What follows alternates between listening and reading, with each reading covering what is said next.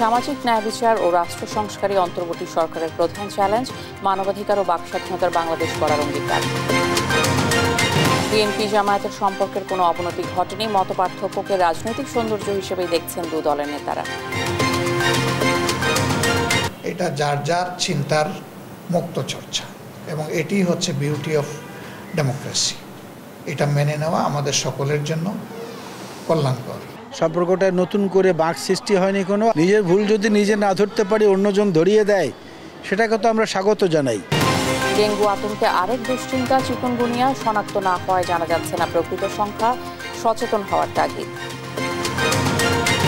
আমনের ভরা মৌসুমেও কুষ্টিয়ার চালের বাজারে অস্থিরতা, সিন্ডিকেটকে দুষছেন ভোক্তারা, দাম কম থাকার দাবি মিল মালিকদের।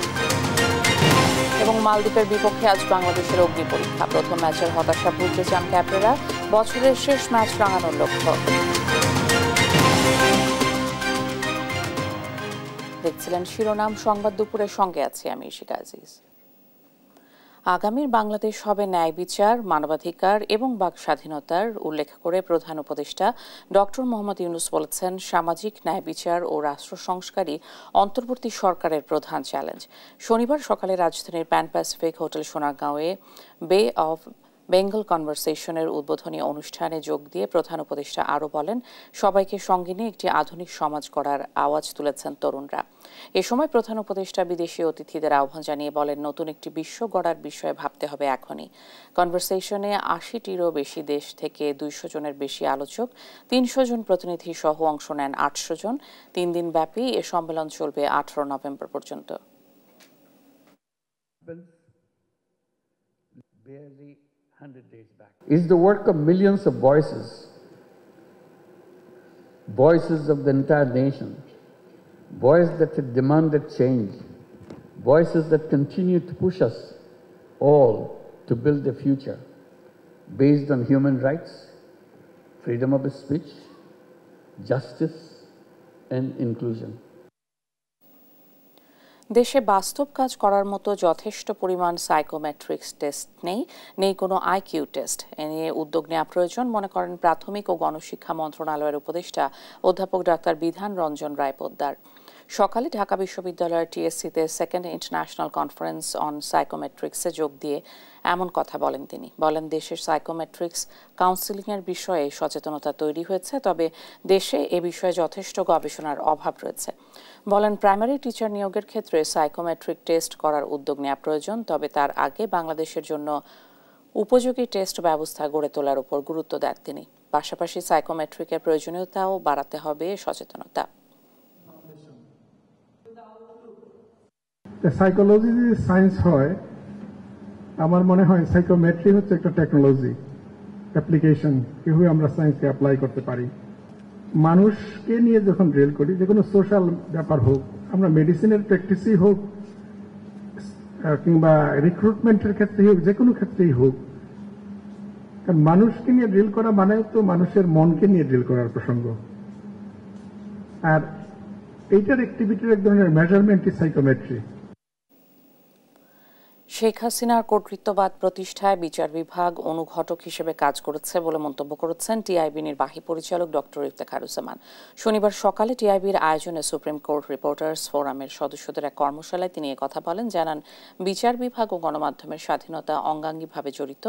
ইফতেখারুজ্জামান আরও বলেন, বিচার বিভাগের সুফল পেতে হলে রাজনৈতিক সংস্কার আসতে হবে। গত 16 বছর অবশ্যই কর্তৃত্ববাদ একটা চরম পর্যায়ে নিয়ে যাওয়া হয়েছে। কর্তৃত্ববাদের মেয়াদে সর্বক্ষেত্রে সকল রাষ্ট্রীয় প্রতিষ্ঠানকে করায়ত্ত করা হয়েছে, দলীয়করণ করা হয়েছে, পেশাগত দেউলিয়াপনা সৃষ্টি করা হয়েছে সকল ক্ষেত্রে, সকল প্রতিষ্ঠানে। কিন্তু বিচার বিভাগ তার অন্যতম শিকার এবং বিচারক সেটা শিকার হয়েছে, আবার বিচারক সেখানে কর্তৃত্ববাদের বিকাশের অনুঘটক হিসেবে ভূমিকা পালন করেছে। সাবেক প্রধান বিচারপতি মোহাম্মদ ফজলুল করিম মারা গেছেন। শনিবার ভোর 4:45 রাজধানীর একটি বেসরকারি হাসপাতালে তিনি মারা যান। বাদ-জোহর সুপ্রিম কোর্টের ইনার গার্ডেনে বিচারপতি ফজলুল করিমের জানাজা অনুষ্ঠিত হবে বলে জানিয়েছে সুপ্রিম কোর্ট প্রশাসন। সাবেক প্রধান বিচারপতি ফজলুল করিমের মৃত্যুতে গভীর শোক প্রকাশ করেছেন প্রধান বিচারপতি ডক্টর সৈয়দ রেফাত আহমেদ। 2010 সালের 4 ফেব্রুয়ারি প্রধান বিচারপতি হিসেবে নিয়োগ পান আপিল বিভাগের জ্যেষ্ঠতম বিচারপতি মোহাম্মদ ফজলুল করিম। একই বছরের 30 সেপ্টেম্বর তিনি অবসরে যান।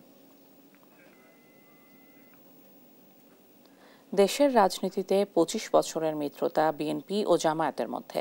বিরোধী দলের রাজপথের আন্দোলন থেকে শুরু করে জোটবদ্ধ নির্বাচনের মধ্য দিয়ে সরকার গঠন, বলা চলে সব ক্ষেত্রেই মতানৈক্য ছিল দল দুটি। তবে 5 অগস্টের পর পরিবর্তিত পরিস্থিতিতে দুই দলের শীর্ষ নেতাদের পাল্টাপাল্টি বক্তব্য ও নির্বাচন নিয়ে বিপরীতমুখী অবস্থানের সম্পর্কে ফাটলের বার্তা মেলে। তবে এই মতপার্থক্যকে রাজনৈতিক সৌন্দর্য হিসেবেই দেখছেন নেতারা। আর বিশ্লেষকরা বলছেন, বিভিন্ন ইস্যুতে ভিন্ন মত থাকলেও নিজেদের স্বার্থেই সম্পর্ক নষ্ট করবে না বিএনপি জামায়াত। শাহেদুজ্জামান সাকিবের বিশেষ রিপোর্ট। 5 আগস্ট ছাত্র জনতার ঐতিহাসিক গণ অভ্যুত্থানের পর দেশের রাজনীতিতে শুরু হয় নতুন মেরুকরণ। স্বৈরাচার হাসিনা দেশ ছেড়ে পালানোর পর রাজনীতিতে কার্যত নিষ্ক্রিয় আওয়ামী লীগ হারিয়েছে সামনে আসার নৈতিক অবস্থানও। এমন পরিস্থিতিতে রাজনীতির মাঠে খানিকটা বিপরীতমুখী অবস্থানে দীর্ঘদিনের রাজনৈতিক মিত্র বিএনপি জামাত। বিভিন্ন সময়ে দুদলের শীর্ষ নেতাদের বক্তব্যে প্রকাশ্য মতবিরোধ দেখা গেছে। আগামী নির্বাচন অনুষ্ঠানের সময় নিয়ে বিএনপি ও জামায়াতের বিপরীতমুখী অবস্থান দুদলের বিরোধকে আরো স্পষ্ট করেছে। দায়িত্বশীল রাজনৈতিক দলেরা তারা এমন এমন কথা বলছেন যেটা আপনার সামগ্রিক ঐক্যের জন্য খুব একটা আপনার উপযোগী নয়। অস্থিরতা আবার শুরু হয়ে গেছে। এই গত পরশু দিন আবার ওনারা নির্বাচনের রোড ম্যাপ চেয়ে বসেছে। তবে নেতারা বলছেন, বিএনপি জামায়াতের সম্পর্কের কোনো অবনতি ঘটেনি। বিভিন্ন ইস্যুতে মতপার্থক্যকে রাজনৈতিক সৌন্দর্য হিসেবেই দেখছেন তারা। এটা যার যার চিন্তার মুক্ত চর্চা এবং এটি হচ্ছে বিউটি অফ ডেমোক্রেসি। এটা মেনে নেওয়া আমাদের সকলের জন্য কল্যাণকর। বিএনপিও যদি আমাদের কিছু সমালোচনা সঙ্গত কারণে করে, এটার গুরুত্ব আমাদের দেওয়া উচিত। আমরাও যদি কোনো সঙ্গত পয়েন্টে তাদের দৃষ্টি আকর্ষণ করি, আশা করি তারাও সেই গুরুত্ব দেবেন। সম্পর্কটা নতুন করে বাঁক সৃষ্টি হয়নি কোনো। নিজের ভুল যদি নিজে না ধরতে পারি, অন্যজন ধরিয়ে দেয়, সেটাকে তো আমরা স্বাগত জানাই। রাজনীতির মাঠে দুটি দলের আলাদা লক্ষ্য উদ্দেশ্য থাকাটা অস্বাভাবিক নয় বলেও মনে করেন নেতারা। দুই দলের আদর্শ এক নয়, কিন্তু দেশের স্বার্থে স্বৈরাচারের বিরুদ্ধে সবসময় আমরা অন্যদের সাথে কাজ করেছি। তাদের চলাচলের পথে বা যাতায়াতের পথে যে স্বাধীনতা, সেটাকে আমরা রুদ্ধ করতে চাইনি। এই জন্যই জামাত ইসলামী যে পথে এগুতে চায়, আমরা তাতে সন্তুষ্টি কিংবা অসন্তুষ্টি কোনোটাই এই মুহূর্তে প্রকাশ করার মতো কোনো অবস্থা হয়নি। আর বিশ্লেষকরা মনে করছেন, রাজনৈতিক ভিন্নমত থাকলেও নিজেদের স্বার্থেই সম্পর্ক অটুট রাখবে বিএনপি জামাত। বিএনপিরও কিন্তু জামাতের প্রয়োজন, কারণ এই মুহূর্তে এই সরকারের বিরুদ্ধে বিএনপি কিন্তু কঠিন আন্দোলন যাবে না। তারা একটা প্রেশার উপর রাখছে যে তোমরা নির্বাচনটা দেওয়ার ব্যবস্থা করো, কারণ তাদের একটা ভয় আছে। কোন ভয়? ওই যে -2 একটা ভয়, এই ভয়টা আছে তাদের। ফলশ্রুতিতে জামাতকে অনেক দূরেও সরাতে চাচ্ছে না। জাতীয় স্বার্থে মৌলিক ইস্যুগুলোতে বিএনপি জামায়াত এক না থাকলে পতিত আওয়ামী লীগ সুযোগ নেবে বলে মনে করেন বিশ্লেষকরা। শাহেদুজ্জামান সাকিব, দেশ টিভি, ঢাকা। ডেঙ্গুর ডামাডোলে পাল্লা দিয়ে বাড়ছে চিকুনগুনিয়া। পরীক্ষায় বেশি টাকা, সব হাসপাতালে সুযোগ না থাকায় শনাক্ত হচ্ছে না এসব রোগী। তবে বিএসএমএমইউ এ সেরোটাইপ পরীক্ষায় মিলেছে চিকুনগুনিয়া পজিটিভ। একদিনের জ্বরে হাড়ে প্রচণ্ড ব্যথায় কুঁকড়ে যাচ্ছেন আক্রান্তরা। দীর্ঘমেয়াদে ভোগান্তিতে পড়ছেন তারা। তবে পরীক্ষায় শনাক্ত না হওয়ায় অধিকাংশ রোগীকেই ভর্তি নিচ্ছে না হাসপাতালগুলো। বিস্তারিত হাসান মাহমুদের রিপোর্টে। মহাখালীর টিএনটি কলোনির আইরিন মাহমুদ কুঁকড়ে গেছেন মাত্র 2 দিনের জ্বরে। 100-এর উপরে ওভার করতেছে আর কি। তা বলতেছে যে গিরাগাড়ি অনেক ব্যথা, মানে গা তো ব্যথা, গোড়াটোর ব্যথা আছে। ডিএনসিসি ডেডিকেটেড হাসপাতালের ডেঙ্গু পরীক্ষায় নেগেটিভ এলে ভর্তি না করেই ফেরত পাঠানো হয় তাকে। তবে প্রচণ্ড ব্যথায় হাঁটতে হচ্ছে অন্যের সাহায্য নিয়ে। একইভাবে জ্বরের সঙ্গে প্রচণ্ড ব্যথায় আক্রান্ত কড়াইল এলাকার এমদাদ সহ আরও অনেকেই। সবার NS1 টেস্টেই ডেঙ্গু নেগেটিভ। মাথা দানা নেন ব্যথা, শরীরে দুঃখ হয়, কিন্তু কাইলান বুমিয়ে শৈল ব্যথা, হঠাৎ করে আপনার শরীরে ব্যথা আসছে, তারপরে জ্বর আসা পড়ছে। ডেঙ্গু পজিটিভ না হওয়ায় এসব রোগীকে চিকিৎসকরা ভর্তি রাখছেন না হাসপাতালে। উপসর্গ অনুসারে প্রেসক্রিপশন দিয়ে ছেড়ে দেওয়া হচ্ছে রোগীদের।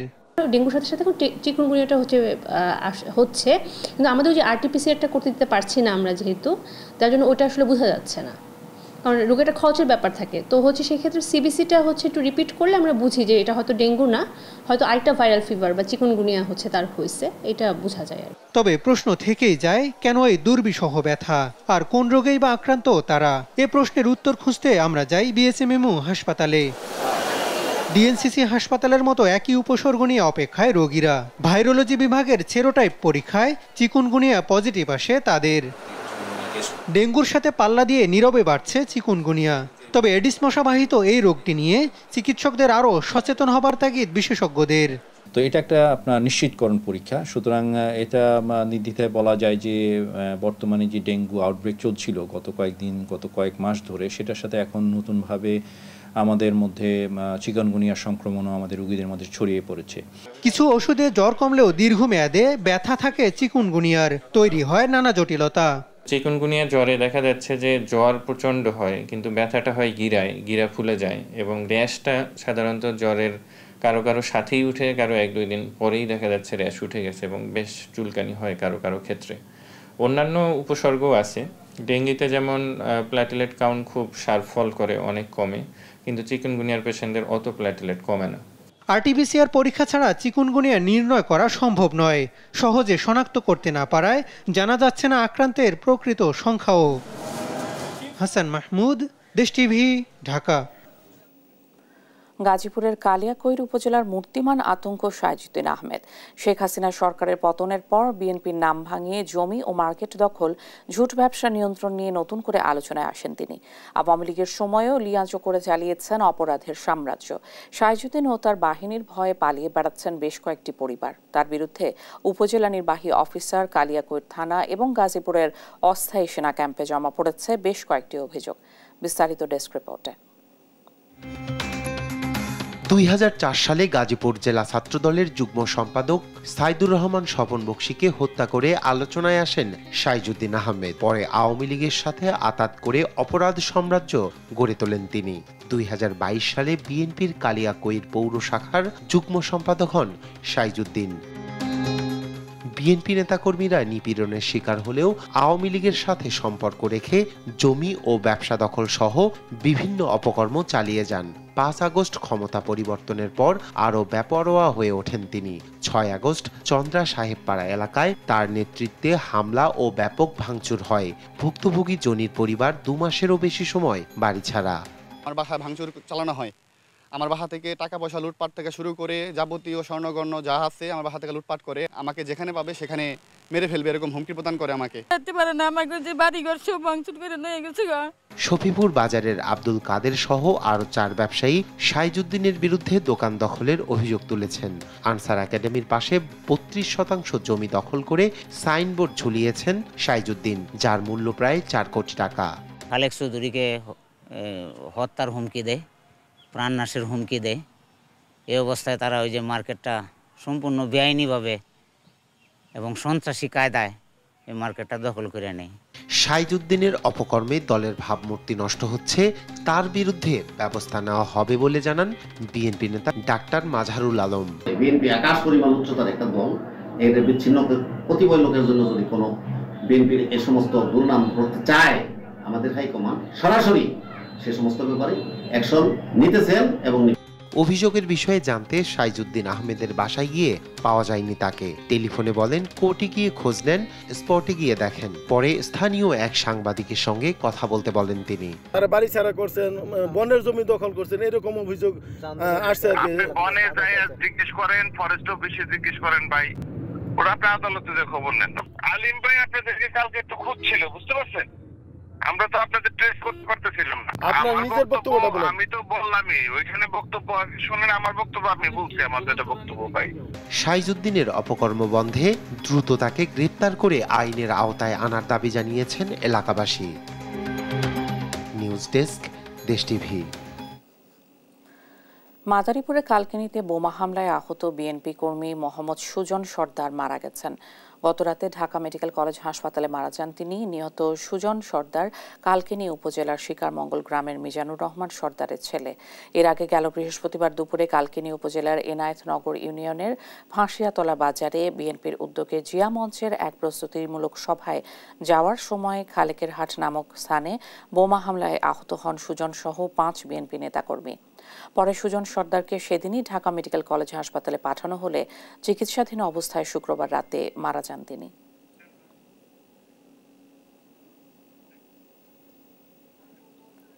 রাজধানীর হাজারীবাগে কিশোর গ্যাং সদস্যদের ছুরিকাঘাতে নিহত হয়েছে আরেক কিশোর। এ ঘটনায় হাজারীবাগ থানায় মামলা প্রক্রিয়াধীন। হত্যাকাণ্ডের দৃষ্টান্তমূলক বিচারের পাশাপাশি অপরাধপ্রবণ এলাকায় কিশোর গ্যাংয়ের দৌরাত্ম্য বন্ধে প্রশাসনের কার্যকর পদক্ষেপ কামনা করেন এলাকাবাসী। আরও জানাচ্ছেন এনআই নাহিদ। আমি এরকম বিচার না পাই তাহলে হইতেই থাকবে, এগুলা হইতেই থাকবে। মা বোনের হাজারিতে ভারী নগরীর হাজারীবাগের 10 নং গলির এ বাড়ি। এসব দুই একটা যদি মহিলা বাইরে তো পরিবারের ছোট সন্তান 17 বছর বয়সী শান্তকে হারিয়ে স্বজনদের হৃদয় বিদারক এ কান্না। হাজার হাজার মানুষ থাকে, কিছু মানুষ কি এই শিশু বাচ্চার জন্য বাড়িতে পারতো না? বৃহস্পতিবার রাতে কিশোর গ্যাংয়ের সদস্যদের ছুরিকাঘাতে গুরুতর আহত শান্ত শুক্রবার সকালে ঢাকা মেডিকেল কলেজ হাসপাতালে মারা যায়। প্রত্যক্ষদর্শীরা জানান, হাজারীবাগের নতুন রাস্তার চাঁদপুর গলির গিয়াসুদ্দিনের বাড়ির ভাড়াটিয়া শুকুর তার আরও 2 কিশোর সহযোগী মিলে সাইকেল চুরির ঘটনা দেখে ফেলায় শান্তর বুকের বাপাশে ছুরিকাঘাত করে। আমরা ঢোকার পরে ওরা গেট লাগা দেওয়ার পরেই আমাদেরকে আক্রমণ করা শুরু করে দিয়েছে।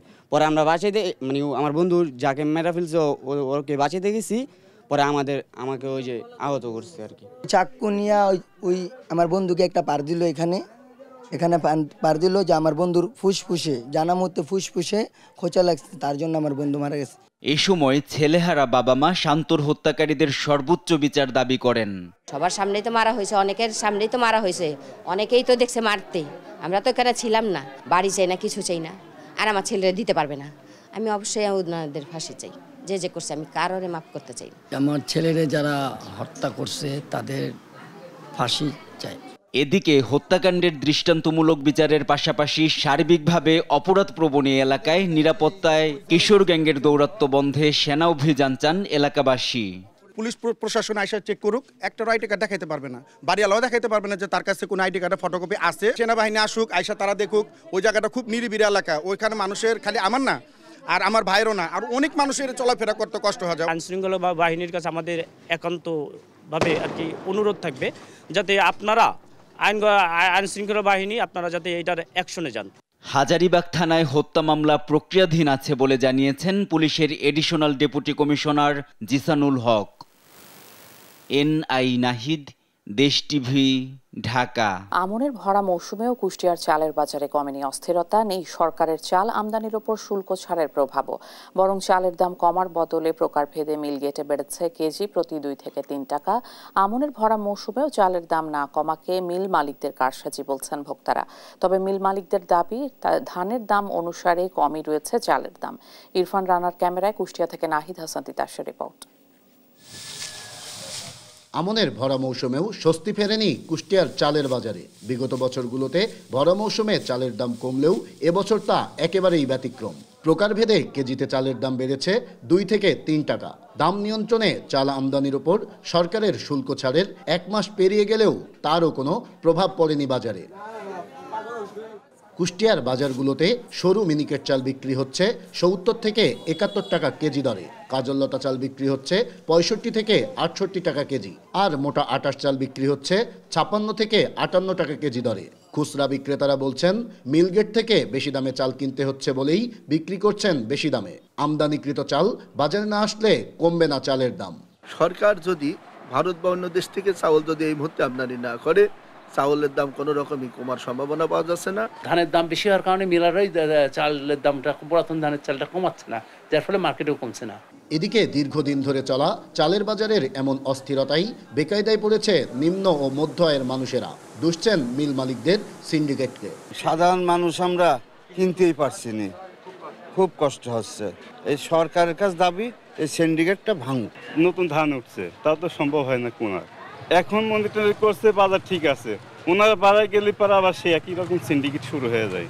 তবে মিল মালিকদের দাবি ধানের দাম অনুসারে কমই রয়েছে চালের দাম, ধানের দাম কমলেই আরও কমবে চালের দাম। আমরা এখন বেচতেছি ধরেন আপনার 68 টাকা কেজি 1 নম্বরটা, 2 নম্বরটা বেশি আমরা 64 টাকা কেজি। আমাদের যেটা সিটিভাগ আছে সেটা আমরা 64 টাকা কেজি বিক্রি করতেছি। চালে মিলালাদের কাছে কোনো সিন্ডিকেট নেই, কোনো ব্যবসার কোনো মিলালার সাথে কোনো মিলালার যোগাযোগ করে চাল বিক্রিও করে না বা বাজার বাড়ান কমানো করে না। এটা ধানের বাজার বাড়তি কমের সাথেই বাজার নিয়ন্ত্রণ থাকে। চালের বাজারের এমন অস্থিরতা নিয়ন্ত্রণে প্রশাসনকে আরও কার্যকরী ভূমিকা পালনের তাগিদ সাধারণ ভোক্তাদের। নাহিদ হাসান তিতাস, দেশ টিভি, কুষ্টিয়া। রাজশাহী মহানগর বিএনপিতে গত কয়েক বছর ধরেই নেতাদের মধ্যে অনৈক্য ও বিভাজন থাকলেও 5 আগস্টের পর তা আরও প্রকাশ্যে এসেছে। মহানগর বিএনপির নেই নিয়মিত কমিটি। সম্প্রতি আহ্বায়ক কমিটির 2 পক্ষ পাল্টাপাল্টি থানা কমিটি দিয়েছে। এতে পরিবেশ আরও উত্তপ্ত হয়ে উঠেছে। নগর নেতাদের দ্বন্দ্ব মেটাতে দায়িত্ব দেওয়া হয়েছে কেন্দ্রীয় নেতাকে। রাজশাহী থেকে কাজী শাহেদের প্রতিবেদন।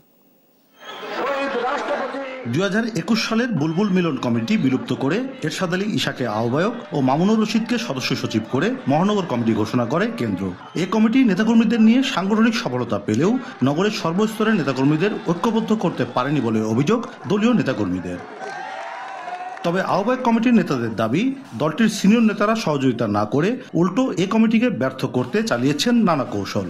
কিছু সিনিয়র নেতা তারা করছে তার ইমেজ হয়তো সংকটের জন্য।